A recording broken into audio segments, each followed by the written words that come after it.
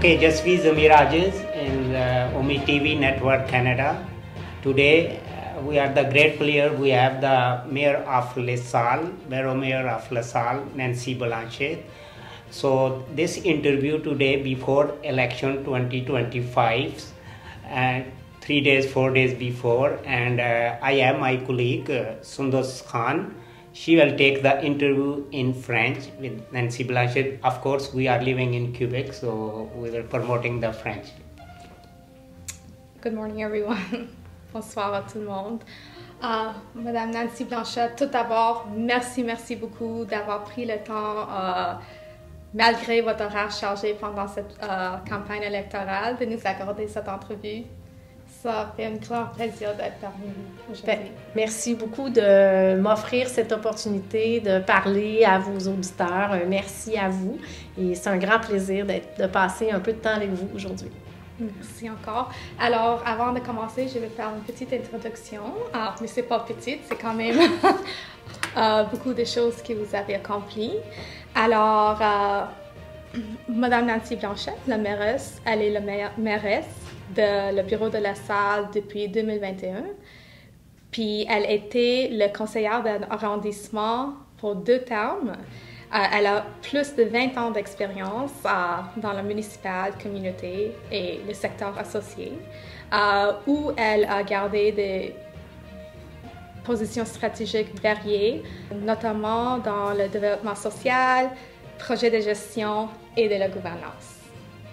Et en plus de ça, elle a aussi siégé sur des conseils d'administration variés, incluant celle de la Concertation de Montréal, Espace Mini, CIUS de l'Ouest de l'île de Montréal, et aussi plusieurs fondations locales qui travaillent dans le domaine de l'éducation, santé et hébergement.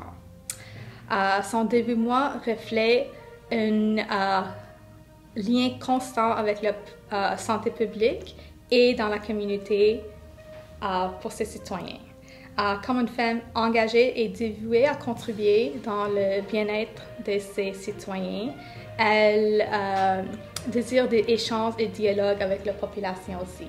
Alors, ça nous fait un grand plaisir d'être avec elle aujourd'hui, puis attendre ces mots 4 jours, je pense, avant les journées des élections. Merci encore. Un grand plaisir. Alors, pour la première question, depuis 2021, vous êtes la mairesse de LaSalle. Alors, pouvez-vous résumer dans certains de vos réalisations importantes pendant votre mandat? Oui, avec grand plaisir. On a beaucoup travaillé, entre autres, sur la mobilité. C'est un enjeu majeur sur le territoire de LaSalle. LaSalle est un territoire enclavé. Il y a peu d'accès pour sortir ou entrer dans l'arrondissement. Et nous n'avons pas de transport collectif lourd. Le seul transport collectif pour se déplacer à l'intérieur de l'arrondissement, c'est l'autobus.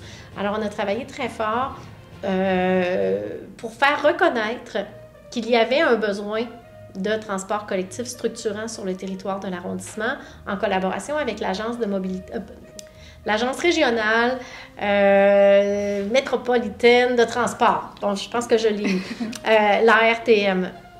Donc, ça, c'est une des actions qui nous a beaucoup mobilisés au cours du dernier mandat. Mais on a aussi travaillé sur la mobilité plus douce, c'est-à-dire la mobilité active, entre autres en rénovant la piste cyclable de l'Aqueduc pour la rendre plus attrayante, plus sécuritaire, parce qu'elle est maintenant éclairée, elle est plus large, il y a un espace pour les piétons. Puis, on a aussi mis en place un programme pour faciliter l'accès à des personnes qui sont en situation de handicap à des vélos.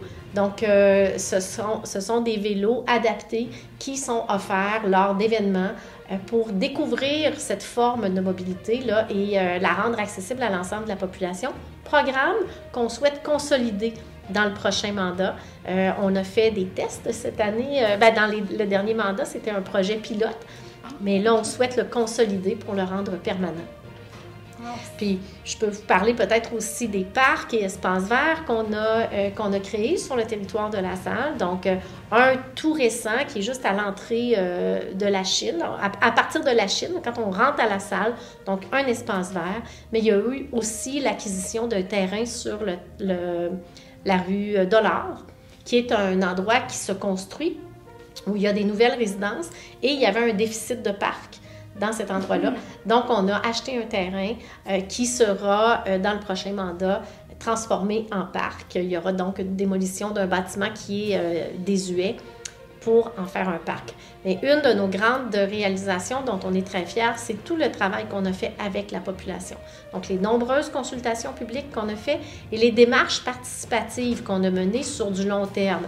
Alors, je pense à deux planifications de redéveloppement de secteurs, la Salle Ouest, entre autres, et le boulevard Newman, qu'on vient tout juste de terminer.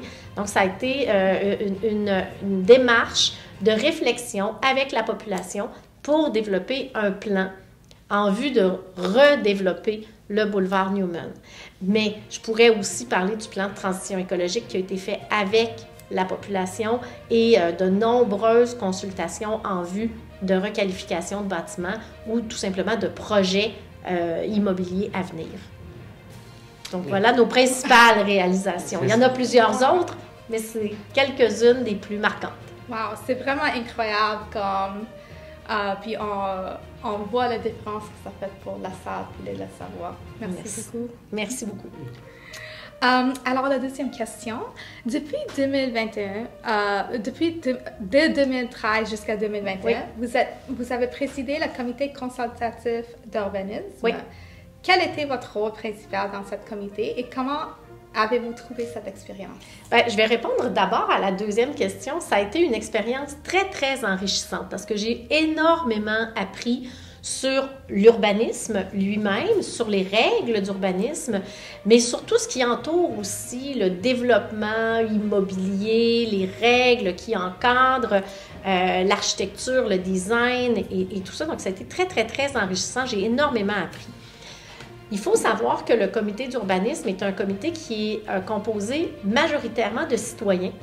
Alors, c'est à La Salle 6 citoyens qui résident à La Salle, certains sont des professionnels, soit de l'urbanisme, de l'architecture, du design, mais d'autres aussi qui sont des citoyens qui n'ont aucune formation dans ces domaines-là, qui ont des compétences et des expertises dans d'autres domaines, et 2 élus qui siègent sur le comité. Ce comité-là a un rôle de recommandation. C'est un comité consultatif, hein, son nom l'indique.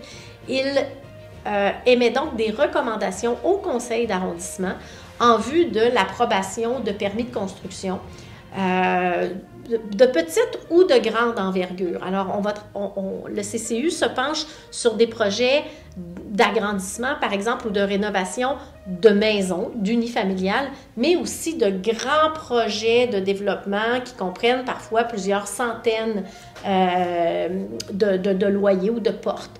Alors, c'est le rôle de présidence que j'ai assumé pendant 8 ans est vraiment de s'assurer que les personnes qui sont assises autour de la table et qui doivent porter un regard sur ces projets-là en vue d'émettre une recommandation au conseil ont toute l'information nécessaire pour bien se positionner et sont en mesure donc d'avoir une vue d'ensemble du projet et de l'impact du projet sur le reste de la communauté. Parce que ce qu'on vise quand on étudie des projets de rénovation ou de construction, c'est toujours que les projets s'intègrent bien dans le cadre bâti environnant, donc dans l'arrondissement en général, mais de façon plus particulière dans l'environnement immédiat du projet.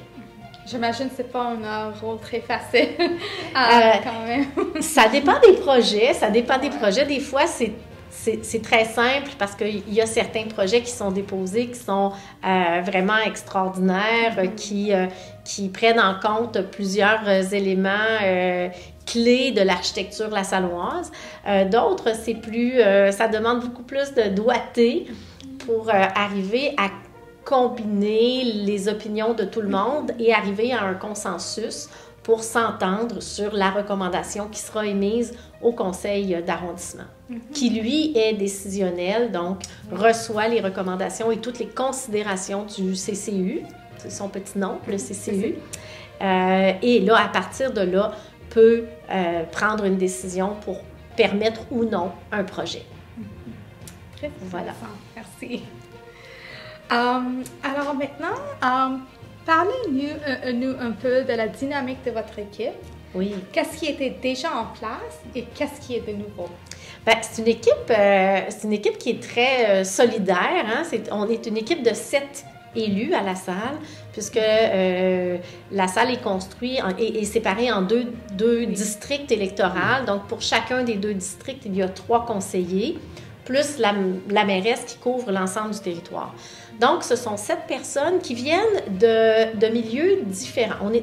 On est tous résidents de la salle. Ça, je pense que c'est important de le nommer parce que ça change beaucoup la dynamique et ça change beaucoup le regard qu'on porte sur la communauté, puisque c'est la communauté dont on fait partie, l'endroit où on réside.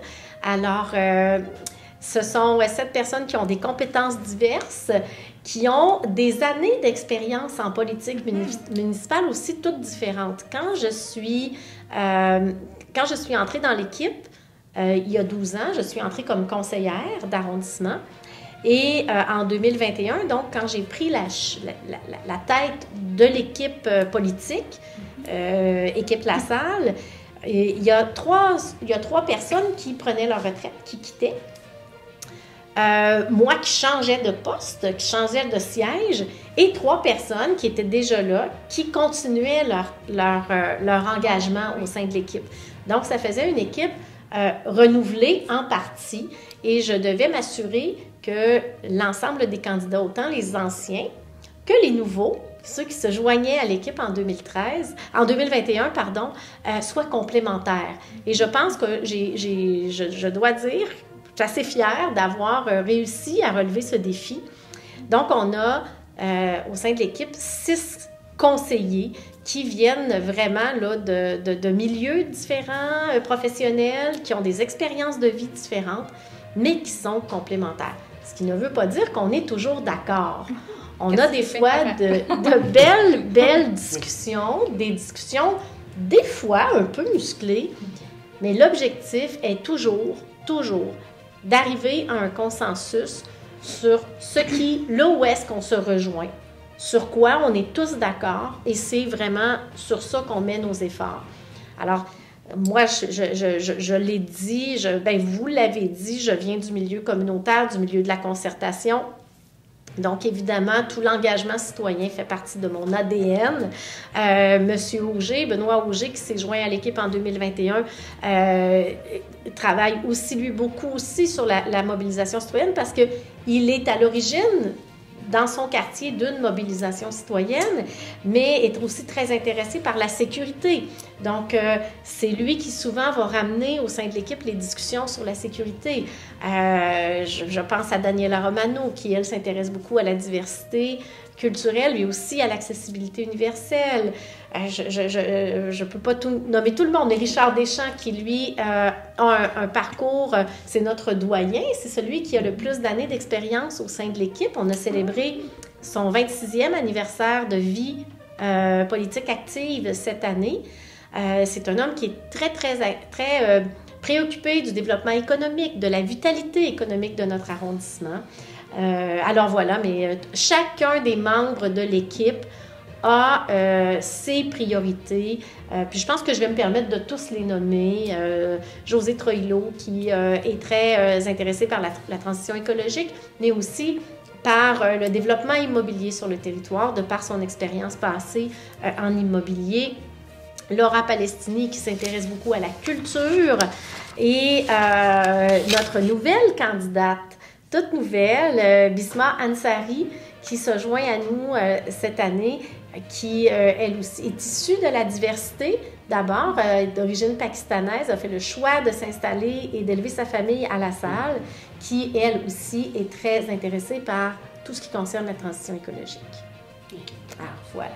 Mais écoute, merci beaucoup. Puis juste la façon dont vous parlez de votre équipe, ça montre vraiment que vous les tenez encore. Puis ils ont toutes des forces qui fait le dynamique de l'équipe. Puis c'est bien pour la salle. Et comme tu le dis, hein, chacun a ses forces et le rôle que moi je joue comme leader de cette équipe-là, c'est de m'assurer que les forces de chacun soient bien identifiées et soient mises au profit de l'ensemble de l'équipe, mais aussi de l'ensemble de la communauté.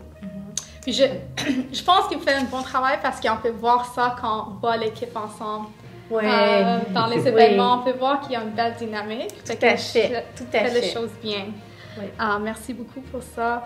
Alors, comment décririez-vous vos relations de travail avec les autres maires d'arrondissement comme Mme Valérie Plante?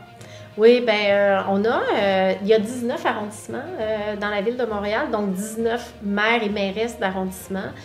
Évidemment, d'abord, les relations sont très courtoises. Chacun des maires d'arrondissement est très soucieux de ce qui se passe dans son arrondissement, mais on est tous et toutes aussi très soucieux du développement global de la ville de Montréal. Et ça, je dois dire que peu importe nos allégeances politiques, peu importe le parti qu'on représente, chacun des maires et mairesses avec qui j'ai eu la chance de travailler au cours des 4 dernières années a ce souci de participer, de contribuer au développement de Montréal, mais naturellement en ayant toujours une préoccupation première pour l'arrondissement qu'il et elle représentent. Avec la mairesse de Montréal, qui se trouve à être aussi mairesse d'un arrondissement, qui est mairesse de l'arrondissement Ville-Marie, j'ai eu une relation très courtoise au cours des 4 dernières années. Je dirais même une relation de collaboration importante. Elle m'a confié des mandats importants. Elle m'a fait confiance, entre autres pour la présidence du conseil d'agglomération. Et elle m'a aussi nommée sur une commission tout récemment qui est très, très, très importante à la Ville de Montréal, celle sur les finances et l'administration. C'est la commission qui analyse tous le processus pré-budgétaire. Donc, c'est une tâche très importante à la Ville de Montréal. Alors, je suis très, très reconnaissante de la confiance qu'elle m'a portée, mais j'ai eu des relations tout aussi courtoises et agréables avec les maires de l'opposition, par exemple, donc de l'autre parti. Je pense que le fait qu'on est une équipe indépendante, qui n'est pas associée à aucun des grands partis montréalais, ça nous donne cette capacité de pouvoir travailler de façon collégiale avec l'ensemble des maires et mairesses, peu importe leur allégeance politique. Évidemment, j'ai eu des relations plus étroites avec les maires et mairesses du Grand Sud-Ouest, donc la mairesse de Lachine, celle de Verdun et le maire du Sud-Ouest, puisque ce sont nos voisins immédiats et qu'on a beaucoup de projets ou de dossiers en commun. Tout à fait. Voilà. Merci. Plaisir. Alors, la prochaine question. Si vous gagnez les élections 2025, cette année, quels sont vos nouveaux projets pour la salle?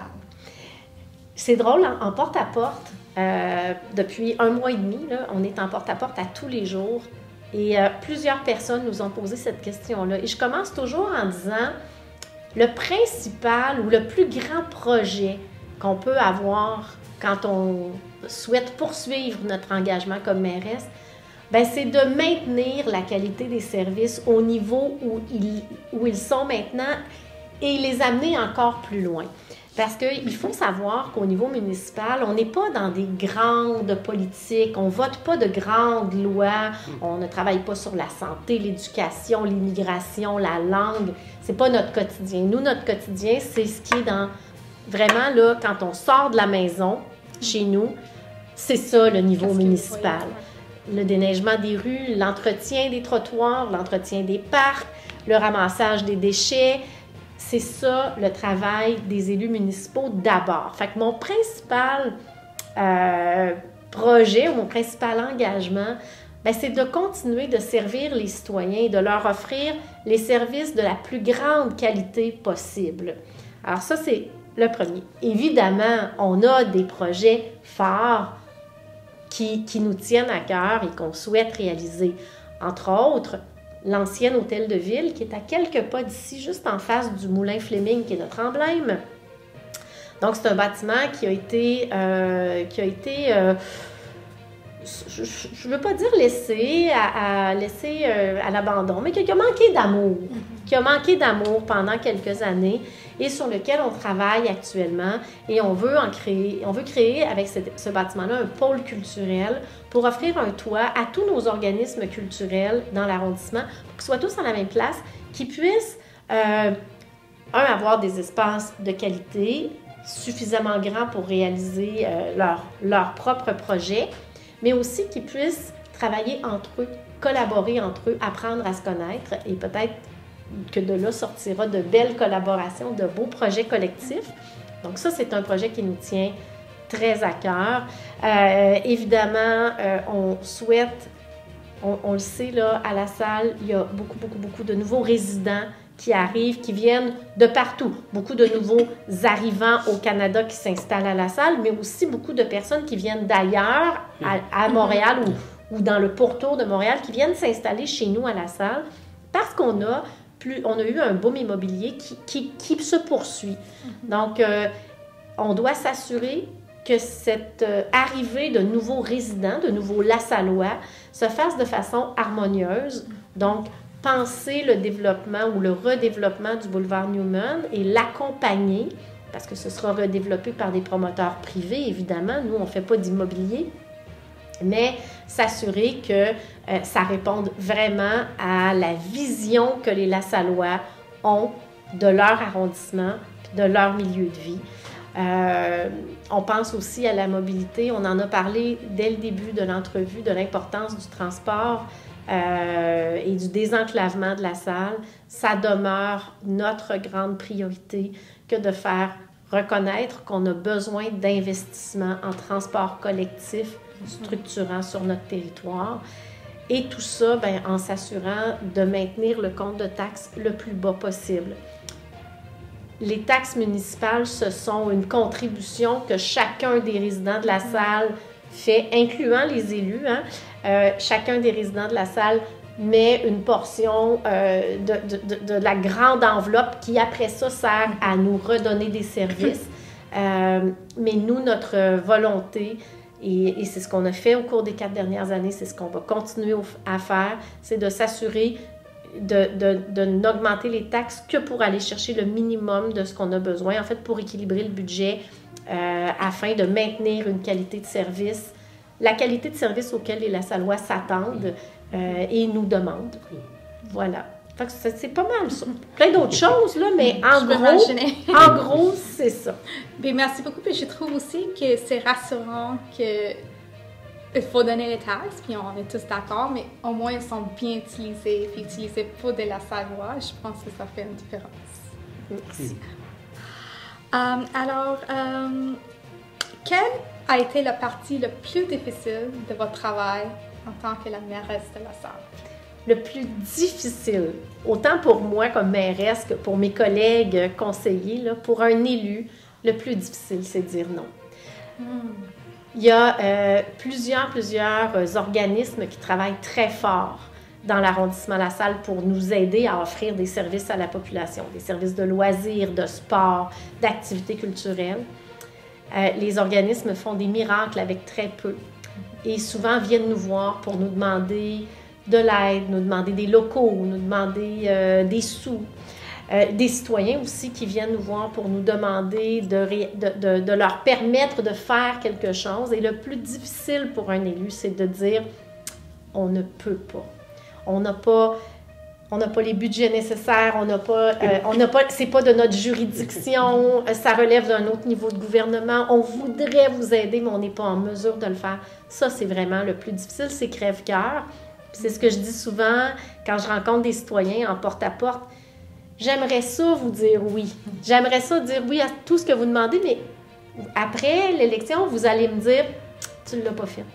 Fait que j'aime mieux être très honnête et très transparente, puis de temps en temps, être obligée de dire ça, je ne peux pas acquiescer à votre demande. Ce n'est pas possible. Mais c'est vraiment difficile.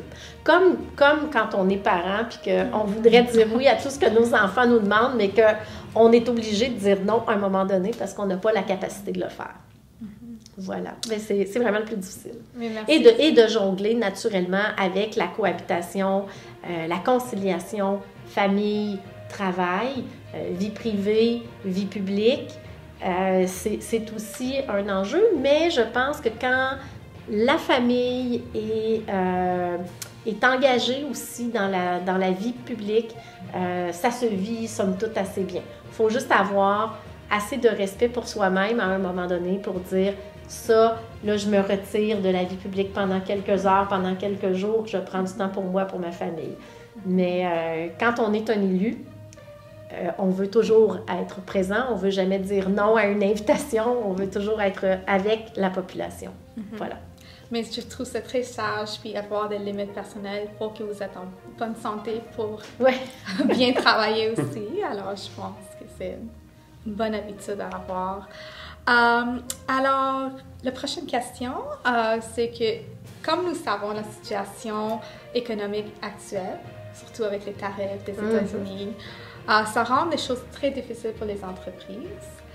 Alors, qu'en pensez-vous et quelles mesures prévoyez-vous pour aider les entreprises? Oui, on a embauché. D'abord, on travaille en collaboration étroite avec PME Montréal, Grand Sud-Ouest, qui est l'organisme paramunicipal qui est financé par la Ville de Montréal pour soutenir le développement et la consolidation d'entreprises. Donc, c'est un partenaire étroit. Là. On travaille vraiment étroitement avec eux sur différents projets. Entre autres sur le développement du canal La Chine 4.0, donc pour vraiment redynamiser tout le secteur industriel du canal La Chine. On a aussi embauché dans la dernière année un commissaire économique qui s'est joint à l'équipe de l'arrondissement pour accompagner des entreprises sur notre territoire qui veulent soit s'installer ou qui veulent croître. Donc, il les aide à aller chercher des subventions avec PME Montréal parfois ou ailleurs, ou simplement à s'orienter dans l'administration publique, alors à quelle porte aller frapper pour avoir tel ou tel outil, là. Donc, et ce commissaire en développement économique-là nous aide, nous aussi, les élus, à bien comprendre ce qui se passe au niveau commercial et industriel sur le territoire. Quels sont les enjeux, quelles sont les opportunités qu'on pourrait avoir soit maintenant ou dans les prochaines années. L'autre moyen très important qu'on a mis en place, ce n'est pas des millions, c'est à la hauteur de ce qu'on est en mesure d'offrir, mais on a créé un fonds de vitalité commerciale de 100 000 $ qui sert à soutenir financièrement des entreprises qui veulent se développer. Donc, selon leurs projets, que ce soit pour de l'affichage, pour le développement d'une nouvelle ligne de produits, pour une terrasse, donc en fonction des besoins des commerçants, ben, on peut les soutenir financièrement. Je le répète, c'est pas des millions. C'est somme toute assez... ça reste juste 100 000 $, mais pour l'arrondissement, 100 000 $, c'est beaucoup. Alors, voilà. Donc, c'est pas mal ça. Puis, évidemment, il y a tout le travail qu'on fait de promotion de nos entreprises locales.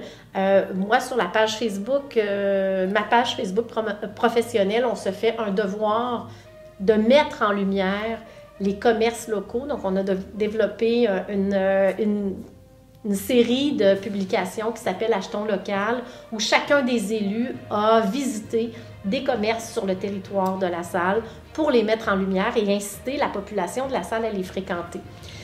Puis, finalement, je vais parler pour moi, mais moi, je me fais un devoir de fréquenter quasi exclusivement des commerces locaux pour tous mes besoins. Donc, de consommer à La Salle, que ce soit de la restauration, que ce soit de l'épicerie, les vêtements, commerce au détail. Donc, je me fais un devoir de magasiner à La Salle.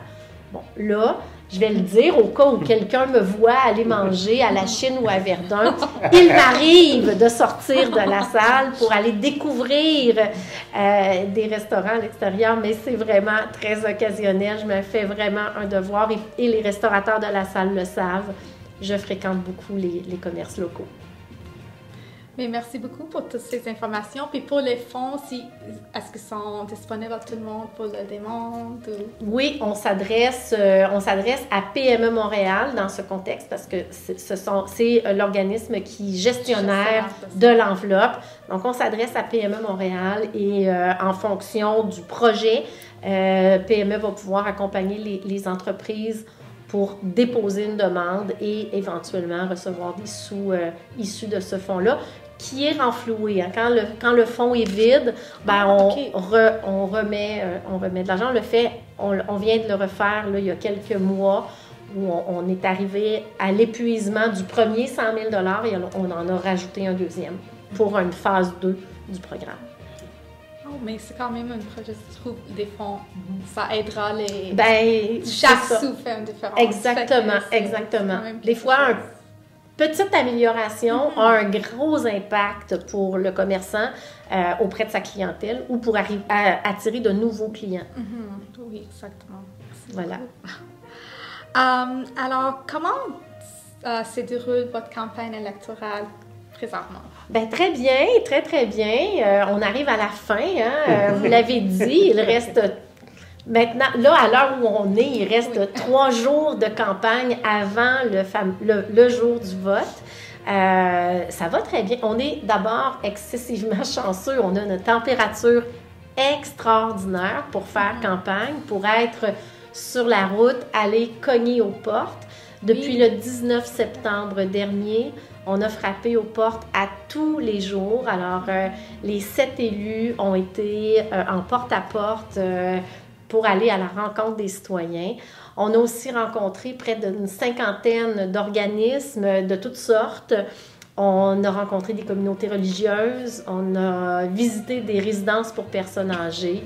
Alors, on s'est vraiment fait on s'est donné la mission de rencontrer le plus de la Salois possible, que ce soit chez eux ou dans des organismes et dans des événements.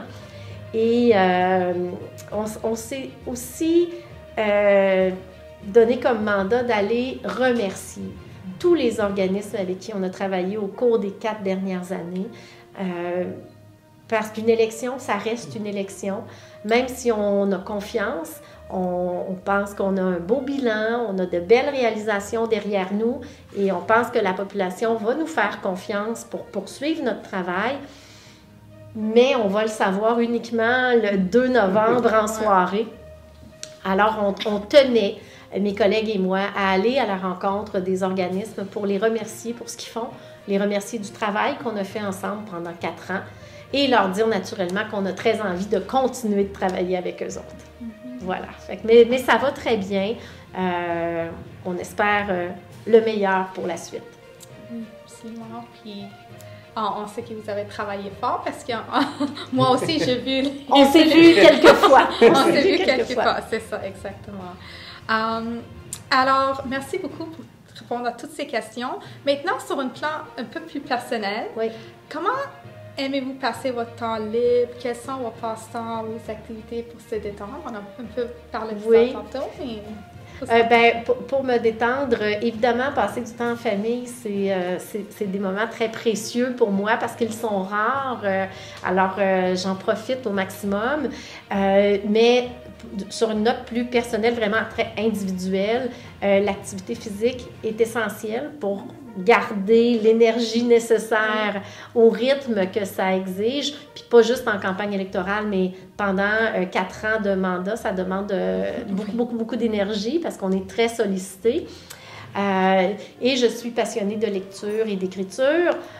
Et voilà, donc l'activité physique et l'activité intellectuelle liée à la lecture et l'écriture. Et mon péché mignon, si je veux vraiment me faire plaisir, c'est plonger dans un casse-tête. Ça, là, c'est sûr que je vais complètement décrocher et tout oublier de ce qui se passe autour de moi. Intéressant, mais c'est rassurant que vit une vie très équilibrée. C'est très important. J'essaie. On est dans le bon chemin. J'essaie. Je dois dire que j'ai une équipe autour de moi qui s'assure que cet équilibre-là est maintenu en me rappelant à plusieurs moments qu'il est temps maintenant d'arrêter, qu'il est temps de retourner à la maison, qu'il est temps de prendre un petit peu de temps de repos. Alors, et ça, je pense que tous les élus le diront. L'entourage professionnel fait une grosse différence dans l'équilibre vie personnelle, vie professionnelle. Alors, merci beaucoup pour votre temps. Grand plaisir. Nous souhaitons une bonne chance pour les élections. N'oubliez pas d'aller voter le 2 novembre. Oui. Puis, avez-vous un dernier message pour la communauté lassalloise ou les téléspectateurs de télévision humide? Bien, pour la population lassalloise, évidemment, merci de la confiance qui m'a été donnée en 2021 pour prendre la tête de l'arrondissement. Je retourne vers la communauté avec beaucoup d'humilité, mais aussi beaucoup de fierté parce que c'est un privilège énorme que de faire ce travail-là. Puis je le dis avec beaucoup de sincérité, c'est le plus beau travail au monde. Parce qu'on reçoit, oui, c'est exigeant, mais on reçoit tellement de reconnaissance, on reçoit tellement de beaux messages. Il y a des moments où on a dans des bains de foule une dose d'amour extraordinaire. Alors, merci pour la confiance, merci de me permettre de me réaliser dans ce rôle-là. Et bien, à vos auditeurs qui ne sont sûrement pas tous lassallois, mais je vous invite à venir faire un tour chez nous, découvrir toute notre belle communauté, découvrir nos restaurants dont on a parlé, nos commerces locaux qui sont très, très, très variés. Il y a même, il y a sur le territoire de la salle des restaurants d'origine diverse qui nous permettent de faire un tour du monde culinaire. Alors, bienvenue à tout le monde. La salle est une communauté très, très accueillante. Mais merci beaucoup. Merci à vous. Puis, pour terminer, je vais juste passer la parole à monsieur Samir Agis. Okay, Madame, this is my last question. Is it in English, but you can answer it with the French, no problem for that. So, this is the long time the community of LaSalle, they have required the mega community center here. So, do you have any plan for that if you are win this election? And oui, j'allais répondre en anglais, je vais répondre en français, ça va être plus facile. Okay. On est conscient du manque de locaux communautaires. C'est un enjeu sur le territoire. Il y a un enjeu au niveau du manque de locaux communautaires, mais aussi pour la pratique sportive intérieure l'hiver. Pour les locaux communautaires, comme je disais tout à l'heure, on travaille avec le centre, l'ancien hôtel de ville pour en faire un pôle culturel. Donc, beaucoup de locaux seront rendus disponibles quand tous les organismes culturels vont s'en aller là. On travaille aussi en collaboration avec les promoteurs privés qui développent de l'immobilier et selon les secteurs, on va les inciter fortement à garder des espaces soit pour le commercial ou pour le communautaire.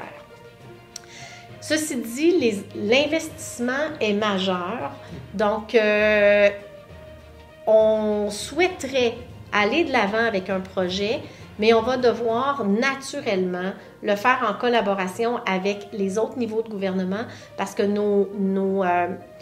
le coût de construction maintenant d'un bâtiment est tellement élevé, tellement important qu'il est quasi égal à notre budget d'opération annuel. Je vous donne un exemple. On parle actuellement, là, peut-être éventuellement d'un projet de complexe sportif. Oui. Et ça tourne autour de 40 millions, la construction d'un tel bâtiment. Et notre budget d'opération pour l'année dernière était de 47 millions. Donc, il y a comme un déséquilibre. Alors, il va falloir, pour être en mesure de développer un projet de cette envergure-là, qu'il soit sportif ou communautaire, avoir l'appui des gouvernements supérieurs et possiblement du milieu privé aussi. Mais à votre question, c'est un souhait. On ne peut pas encore parler de projet au moment où on se parle, mais c'est un souhait d'offrir un toit pour les organismes communautaires de la salle. Il y aura peut-être un petit projet au cours des prochaines années, mais ce ne sera pas un projet uniquement municipal, ce sera un projet en collaboration. Mais je ne peux malheureusement en parler aujourd'hui puisque nous ne sommes pas le porteur de ce projet-là, puis je ne peux pas vendre un projet qui ne relève pas uniquement de l'arrondissement, mais il est possible qu'il y ait une annonce dans les prochains mois. Merci. Ça fait plaisir. Mais merci beaucoup, on est hâte d'avoir plus de nouvelles sur ça. Puis encore une fois, merci beaucoup pour cette entrevue. C'est un grand plaisir. Ce temps occupé pour vous, puis une bonne chance à vous et votre équipe. Merci beaucoup. Merci beaucoup. beaucoup. Vous êtes très Thank gentils. you. Thank you so much.